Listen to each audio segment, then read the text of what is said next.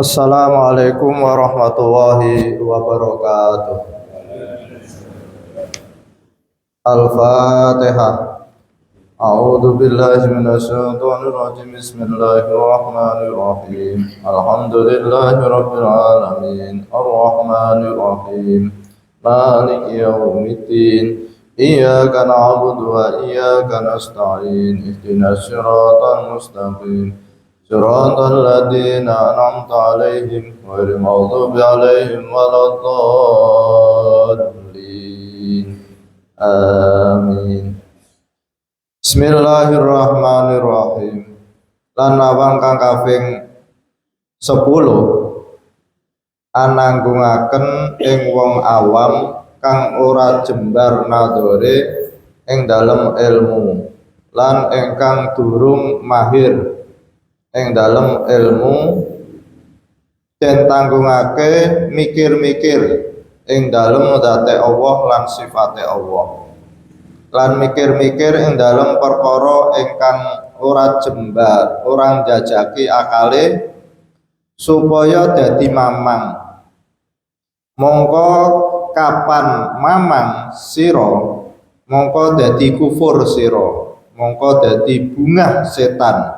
Krana sedune setan ngucap ing dalem ati wong awam sapa ingkang gawe sira maka ngucap wong iku Allah Subhanahu wa taala ingkang gawe aku. Maka ngucap setan sapa ingkang gawe Allah. Mongko lamun ana mengkono mongko ngucap sira amantu billah wa rasulih. Aku iman ana ning Gusti Allah lan utusane Allah. Mongko wajibe wong awam iku arep ketungkul kelawan ngimanake ing Allah lan pasrah ing Allah. Lan ketungkul kelawan ngibadah lan pangpa jiwa. Lan aja melu bahas ilmune para ulama ingkang lembut-lembut. Karena setune wong awam lamun zina lan maling iku mongko luwih becik tinimbang lamun keguneman ilmu kang durung njajaki akale saking ilmu agama dan ilmu ing dalem Allah ingkang lembut-lembut karone krana ora sepi saking kufur wong kang bahas ing dalem dzate Allah lan aqaid agama. Wallahu a'lam. Bismillahirrahmanirrahim. Jadi ini Mbah Kiai memberikan gambaran pada kita bahwa ketika kita itu mencoba punya khayalan atau pemikiran tentang Allah, zat Allah, itu setan sudah mulai masuk, akan memberikan khayalan-khayalan bahwa Allah itu siapa yang membuat itu. Lalu Allah itu ada di mana? Ini bagi kita orang awam itu langsung saja kita putus khayalan-khayalan seperti itu. Amantu billah wa rasulih. Saya iman pada Allah. Karena apa? Karena akal kita itu tidak akan mampu. Jadi akal kita itu ibarat timbangan emas.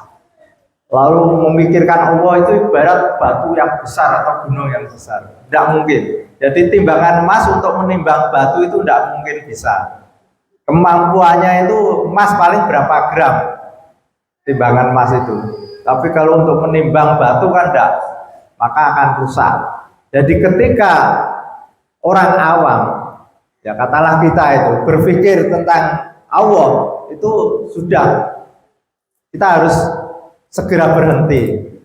Jadi jangan sampai kita punya pemikiran-pemikiran, misalnya kita ada perintah ibadah haji, lalu kita punya khayalan, wah Allah itu ada di sana. Ada istilah Baitullah, rumah Allah, itu secara secara kata-kata kan rumah Allah, tapi apakah Allah langsung di situ? Tidak. Jadi Allah itu mukhalafatul lil khawadisi. Allah itu berbeda dengan yang baru. Yang baru itu berarti alam ini semuanya itu baru karena dikatakan baru ada yang menciptakan. Sedangkan Allah itu qadim, Allah itu dahulu. Bedanya baru dengan dahulu itu kalau baru itu pasti ada yang menciptakan, tapi kalau qadim dahulu itu tidak ada menciptakan. Jadi kalau kita mencoba berpikir secara panjang itu tidak akan berakhir. Satu contoh tadi setan memberikan pertanyaan, siapa yang menciptakan kamu? Saya adalah Allah yang menciptakan. Lalu dikejar lagi, siapa yang menciptakan Allah?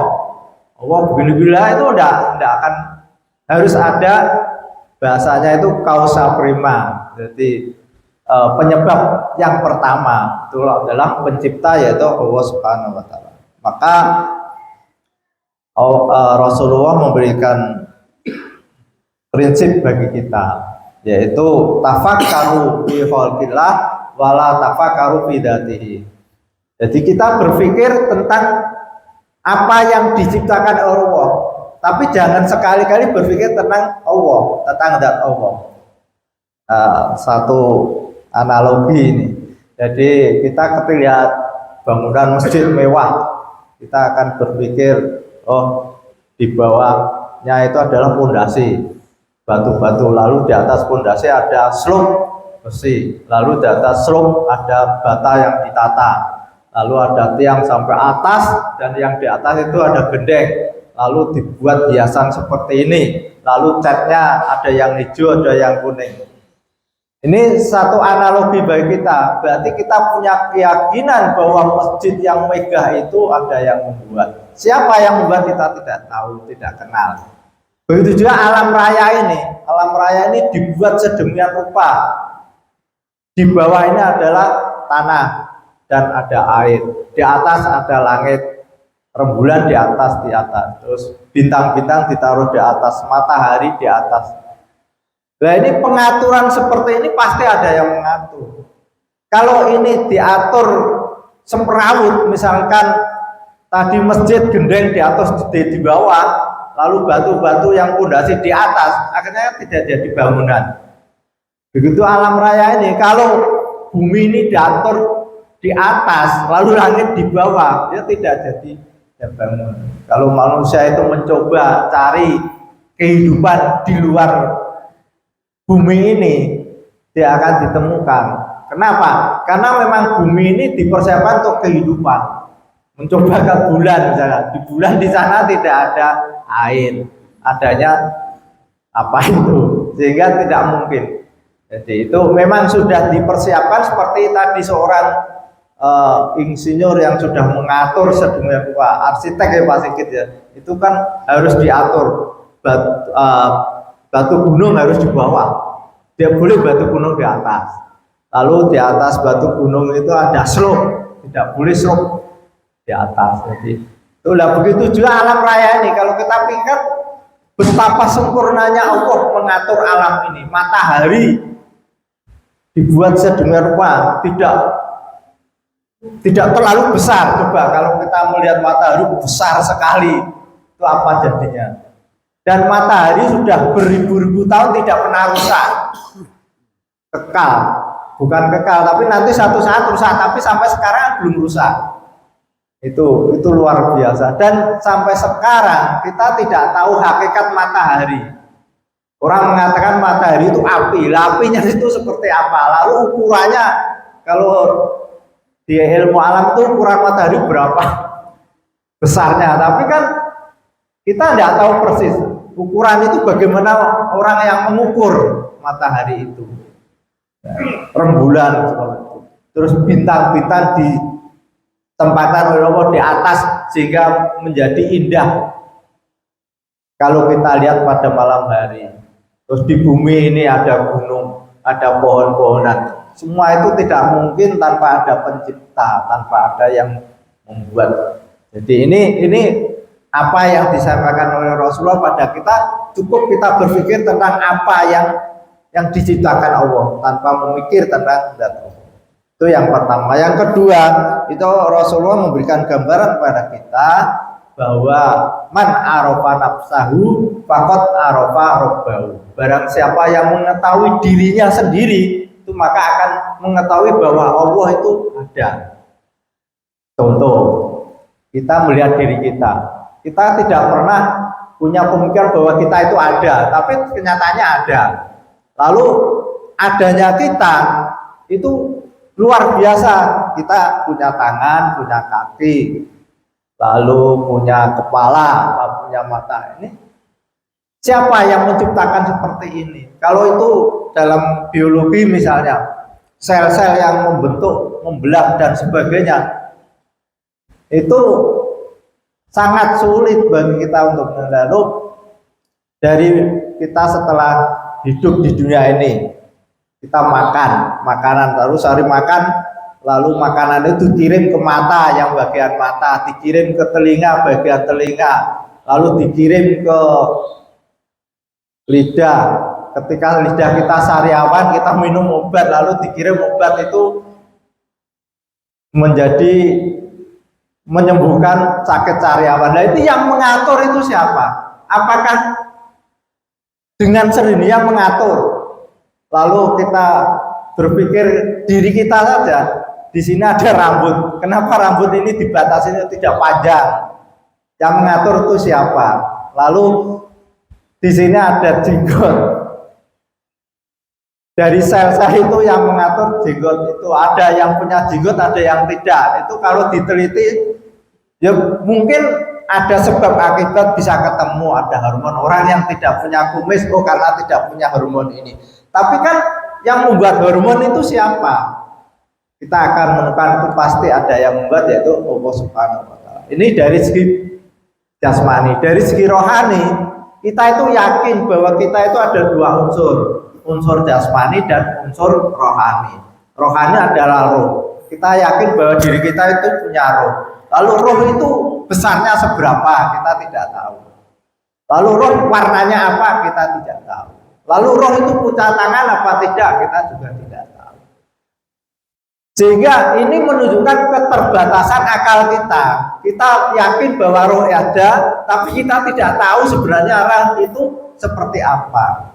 Kalau kita punya roh yang ada di dalam diri kita saja kita tidak tahu, kenapa kita harus memikir Allah yang menciptakan alam raya ini?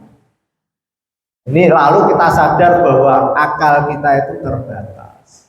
Jadi lalu Mbah Kiai memberikan gambaran pada kita tidak perlu memikir tentang zat Allah. Tapi yang tugas kita itu sebagai orang awam, yang penting itu bagaimana kita beribadah kepada Allah, melaksanakan perintah-perintah Allah dan menjauhi larangan-larangan. Itu yang penting bagi kita orang awam. Lalu yang kedua, bagaimana kita sibuk dengan pekerjaan untuk mencari nafkah, sehingga pikiran kita itu tidak terkuras untuk memikirkan yang tidak pantas kita pikirkan dan akan menjadikan kita menjadi orang ragu-ragu. Kalau ragu-ragu itu setan bergembira, wah nanti dituntun menjadi orang kafir, akhirnya menjadi orang, wah berarti Tuhan itu tidak ada, misalnya seperti itu kan, tambah membahayakan bagi kita. Maka Mbah Kiai sampai mengatakan orang awam berzina atau mencuri itu lebih baik daripada memikirkan tentang zat Allah. Karena apa? Karena dosanya itu, akibat dosanya itu lebih besar. Kalau orang berpikir tentang Allah akhirnya ragu dan akhirnya punya pemikiran bahwa Allah itu tidak ada, itu kan menjadi masuk neraka. Sedangkan orang yang berzina dan mencuri itu ya masuk neraka kalau tidak bertobat, tapi kan tidak selamanya. Sedangkan orang yang tidak bertuhan itu akan di neraka itu selama-lamanya. Al-Fatihah. A'udzubillahi minasyaitonir rajim. Bismillahirrahmanirrahim. Alhamdulillahirabbil alamin. Arrahmanirrahim. Maliki yaumiddin. Iyyaka na'budu wa iyyaka nasta'in. Ihdinas siratal mustaqim. Siratal ladzina an'amta 'alaihim ghairil maghdubi 'alaihim waladdallin. Amin. Assalamualaikum warahmatullahi wabarakatuh.